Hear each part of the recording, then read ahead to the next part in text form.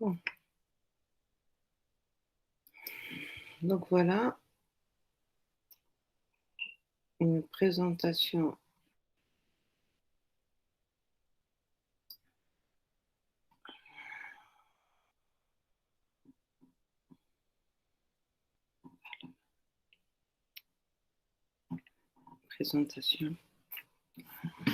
décidément.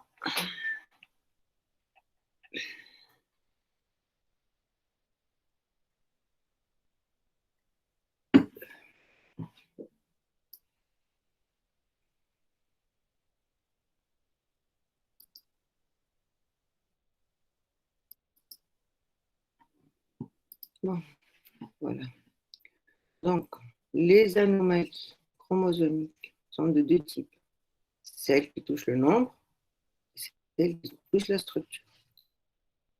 Celles qui touchent le nombre sont forcément déséquilibrées. Et celles qui touchent la structure, il y en a qui sont équilibrées, il y en a qui sont déséquilibrées. Et on les définit aussi en tant que constitutionnelles ou acquises. Et elles peuvent être aussi homogènes ou mosaïques. Alors, je pense que le nombre et la structure, ça ne doit poser aucun problème. Le nombre, c'est trisomie ou monosomie. La structure, c'est des cassures et des remodelages du chromosome.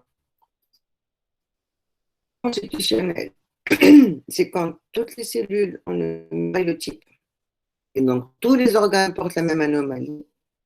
Et c'est le cas des anomalies qui surviennent dès l'océan ou aux premières divisions de l'œuf. Et on pose acquises, celles qui arrivent plus tard, qui se produisent au cours de la vie d'un individu au sein du système somatique. Alors que le mère touche soit les gamètes, soit ont lieu aux premières divisions mitotiques après la fécondation.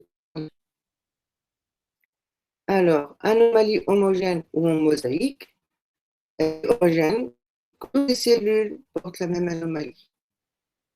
Elle est dite en mosaïque quand il y a la présence des cellules normales et d'autres qui sont anormales. Alors, équilibré et déséquilibré, ce qui a l'air de poser un problème pour certains d'entre vous, équilibré s'il n'y a aucune perte ni aucun gain de matériel génétique.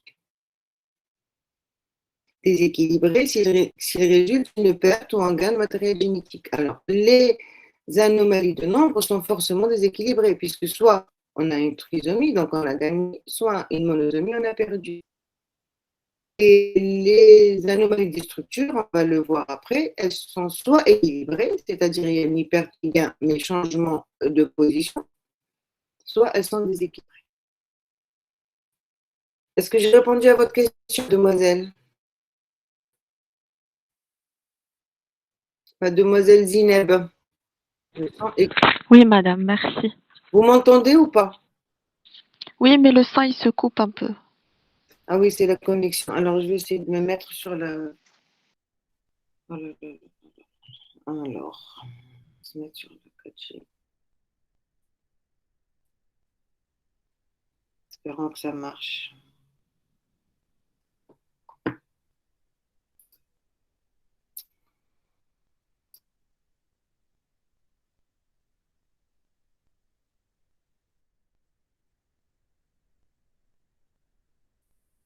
Bon, voilà. En espérant que ça marche.